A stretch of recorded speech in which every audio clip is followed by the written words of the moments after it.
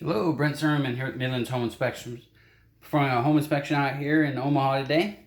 Master bath toilet here. Everything looks in great shape. Flushing it. Everything's working great.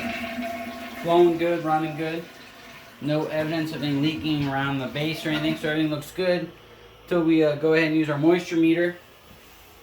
Start picking up some moisture around the base of the toilet here. Definitely will be recommending a plumber come in and take care of that.